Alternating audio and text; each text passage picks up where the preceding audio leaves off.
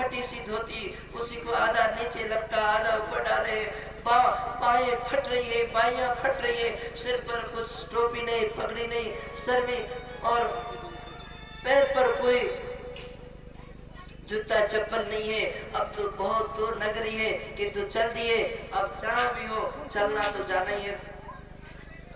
दूर नगरी, बड़ी दूर नगरी, बड़ी दूर नगरी, दूर नगरी, बड़ी दूर नगरी, दूर नगरी, बड़ी दूर नगरी। कैसे आऊं रे कन्हाई, कैसे आऊं रे कन्हाई, नगरी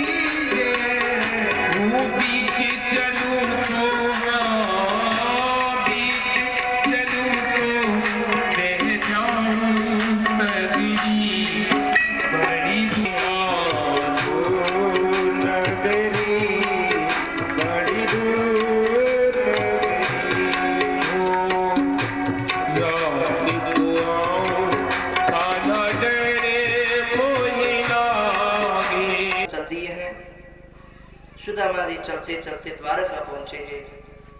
द्वारका में भगवान के द्वार पर पहुंचे। द्वार पर पहुंच करके भगवान के पार्षदों से कहा कि भैया मैं सुदामा कृष्ण का मित्र हूं, जाके कह दो कृष्ण से। अब तो द्वारपाल, क्योंकि देखो द्वारपाल बड़े सभ्य हैं, ब्राह्मण देव को बैठाया है द्वार पर और अंदर भगवान के पास जाकर के प्रार्थना की है कि प्रभु एक ब्राह्मण आया, वो बड़ी विचित्र उसकी स्थिति है, शीस झगाना पवातन,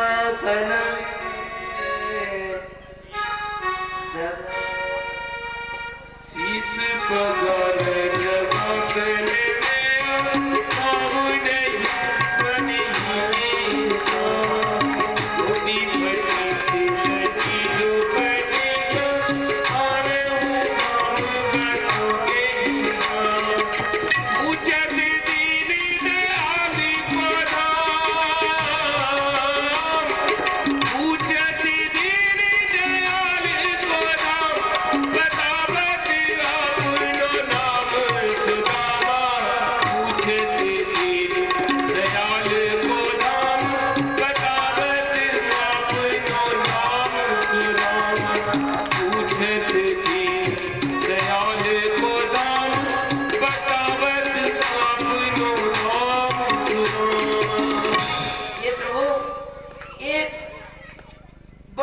निर्बल ब्राह्मण आकर के द्वार में खड़ा है, न तो उसके धोती है, फटी सी धोती है, एक लाठी हाथ में है और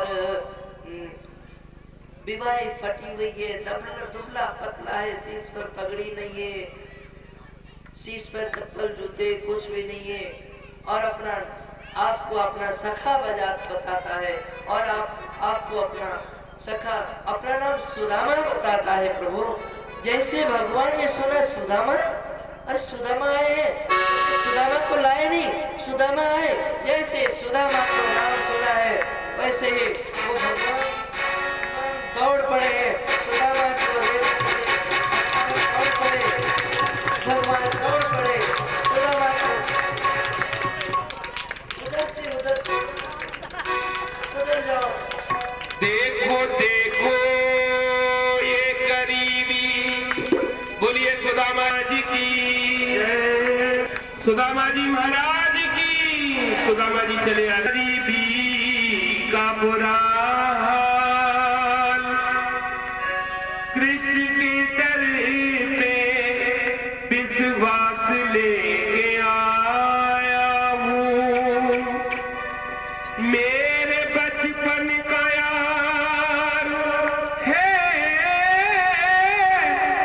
मेरा श्याम, यही सोच के मैं आस लेके आ, ताली में।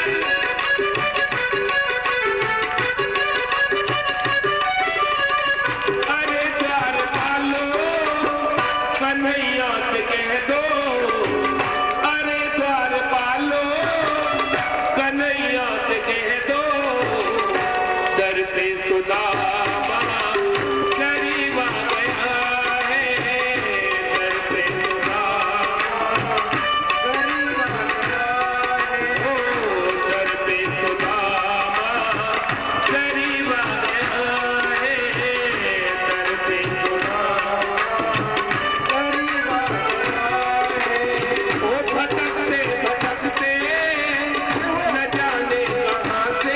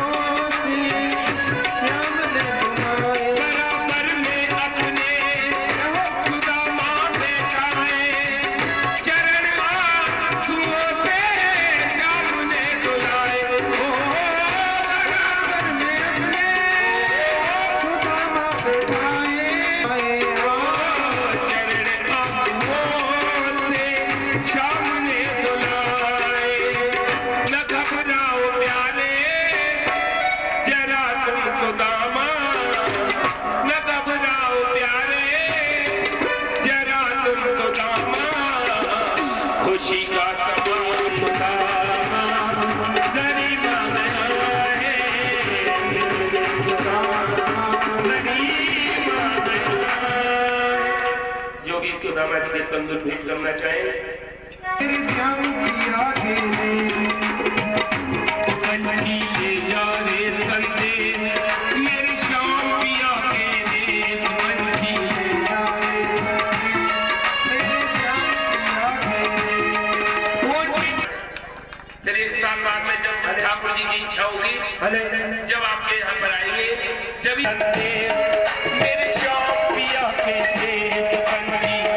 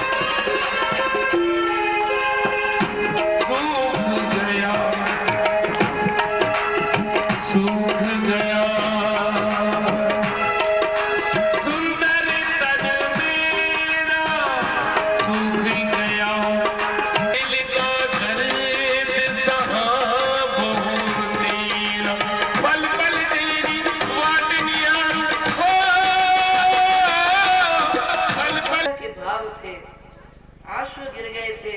हे गोविंद, शांत शांत।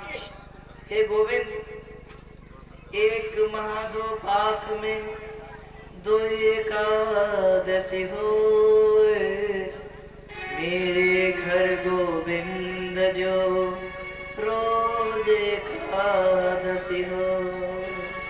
हे गोविंद प्यारे, महीने में 2 पक्ष होते हैं, 2 पक्ष में 2 एकादशी होते हैं प्रभु, किंतु आजकल तो मेरे घर में रोज एकादशी चल रहे हैं। ऐसे कहते भावपूर्वक उनके आंसू उस तंडुल पर गिर गए थे। आज सुदामा जी से छीन करके भगवान ने वो तंडुल खाया, एक मुट्ठी लिया और खाया। अरे सुदामा, ये तो बहुत सुंदर है, बहुत टेस्टी है, बहुत स्वादिष्ट है। दूसरा मुट्ठी जैसे खाना चाहते थे वैसे रुक्मिणी जी ने हाथ पकड़ लिए, इशारा में तो बहुत कुछ कहा, किंतु कहा प्रभु ये प्रसाद है, आप अकेले मत खाओ, सबको चाहिए। अब एक मुट्ठी भगवान ने तंडुल खाई तो उसके बदले में सुदामा को अनंत ऐश्वर्य दिया। सुदामा पूरी द्वारकापुरी के बराबर बना दिया एक रात में। और आज सुदामा एक रात रुक करके चले गए हैं। सुदामा इस तरह से भगवान की दिव्य अलौकिक भक्ति उनको मिली है।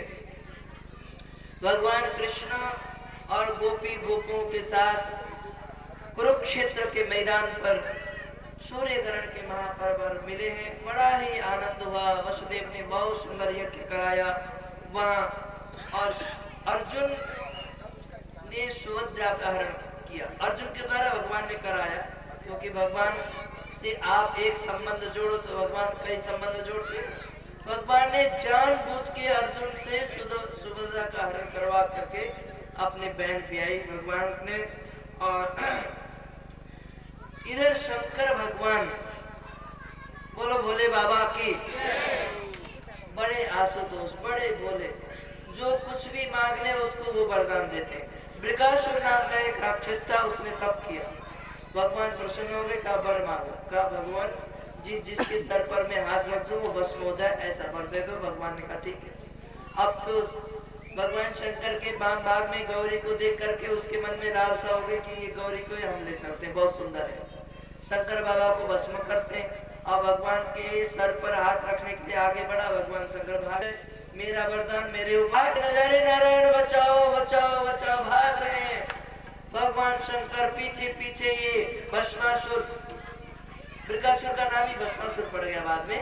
तो भस्मासुर, नारायण ने देखा हाँ बाबा आज पड़ गया है पल्ले में, बढ़िया भक्तों को खूब दया करता था ना, आज अच्छा भगत मिल गया, पर क्या करे, बचाना तो पड़ेगा। भगवान ने ब्रह्मचारी का रूप धारण किया, इस भस्मासुर को बातों में उलझा करके उसका हाथ अपने उसके सिर पर रखवा करके भस्म किया और भगवान शंकर के संकट को दूर किया।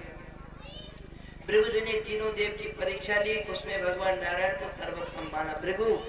इसलिए एक भगवान के वक्षस्थल के एक साइड पर श्रीदेवी का चिन्ह है वो देवी, तो दूसरी तरफ भृगु चरण का चिन्ह है। भगवान ने, क्योंकि भगवान को लात मारा था भृगु ने, और भगवान ने प्रसन्नता पूर्वक भृगु की स्तुति की थी, कहा कि ये देवता बने। अब इधर यदुवंशियों को साथ मिला है। शांब, जाम्बवती पुत्र शांब ने ऋषियों के पास जाकर के झूठे मूठे स्त्री के रूप धारण करके पूछा है कि ये क्या जनेगी, बेटा या बेटी। दुर्वासा जी ने देखा ये तो हमारे साथ परिहास कर रहे हैं, श्राप दे दिया, जाओ दुष्टों, ये ना बेटा जनेगी ना बेटी, इसके पेट से मुसल निकलेगा, जो मुसल तुम्हारे कुल को, खानदानी को समाप्त कर देगा। कपड़ा खोल के देखा तो बड़ा भयंकर लोहे का मुसल निकला। भगवान की आज्ञा से उसको चूर्ण करके, घीस करके, पीस करके जो है फेंक दिया समुद्र में। वही एरक नाम का घास बना है। और भगवान ने कहा कि ये देखो सांप है, इसलिए चलो प्रभास क्षेत्र में जाकर के हम यज्ञ आदि करेंगे जिससे सांप दूर हो जाए। प्रभास क्षेत्र में गए सभी। भगवान के जाने की तैयारी सुनकर के उद्धव जी आए। उद्धव जी ने भगवान से विविध प्रश्न किए, बहुत लंबा चौड़ा भगवान के प्रश्न उत्तर ज्ञान की कहानी है, क्योंकि वो तो अभी कहना संभव है नहीं। तो भगवान ने दिव्य ज्ञान का उपदेश देकर के उद्धव को भेज दिया, बद्रीनाथ जाओ। और सभी को प्रवास क्षेत्र में लेके गए। प्रवास क्षेत्र में ले जाकर के दान आदि किया। दान आदि करने के बाद सभी ने मदिरा पिया। मदिरा पीने के बाद सबकी बुद्धि खराब हो गई, एक आपस में लड़ने लगे, एक आपस में लड़े, अस्त्र शस्त्र खत्म हो गया। तो एरक नाम का जो घास था समुद्र में के किनारे पैदा हुआ था, वो वज्र की तरह था, उसी से एक दूसरे को मार मार के सब खत्म होने लगे। भगवान ने रोका तो भगवान के ऊपर ही झपट गए। भगवान ने कहा अच्छा, तो भगवान भी आज काल के रूप धारण करके सबको मार रहे, सब यदुवंश का संहार हो गया। बलराम जी समुद्र के किनारे ध्यान करके बैठ गए, और ध्यान करके बैठ करके शेष रूप में परिणत हो गए, इस मनुष्य शरीर को छोड़ दिया। भगवान पीपल के वृक्ष के नीचे बैठे, एक कंधा पर अपने दूसरे चरण को रख करके एक व्याधा ने भगवान के लाल लाल चरण कमल को मृग जैसा समझा, और जो कील बचा हुआ था ना, वो मुसल को घिसने से उसी कील को अपने बाण में लगाया, धनुष में, और उसी कील से भगवान को मारा। आकर के देखा तो भगवान है, उसने बहुत स्तुति की। भगवान ने कहा मत डरो, मां वै जरे त्वमुत्तिष्ठ कामैष कृतो हि मे ज्ञानिकं मदज्ञात स्वर्गं सुकृतिनां पद। भगवान बोले अरे व्याधा डरो नहीं, डरो नहीं, ये मेरी इच्छा थी, मेरी इच्छा से हुई है, इसलिए तुम न मत डरो, तुम जाओ। सीधे स्वर्गलोक में भेज दिया भगवान ने। अरे आपने को बाण मारने वाले को भी भगवान स्वर्गलोक में भेज दिए। और अब तो भगवान स्वधाम को जाना चाहते हैं। ब्रह्मादि देव सब देख रहे भगवान कहाँ जाएंगे। जैसे ब्रह्मादि देव ने देखा, जैसे आँख के पलक झपके, इतने में तो भगवान वहां से अंतर ध्यान हो गए। बोलो भक्तवत्सल भगवान की। भगवान ने इस अंतर ध्यान हो गए, कहाँ गए? स्वकीयम यद भवेत् तेजम तच्च भागवते ददात। भागवत में जाकर के भगवान ने अपने तेज को प्रतिष्ठित कर दिया। इसलिए तेने हम वाङ्मयी मूर्ति प्रतीक्षा वर्तते हरे। अरे भैया ये भागवत का पुस्तक नहीं है, क्योंकि भगवान ने इस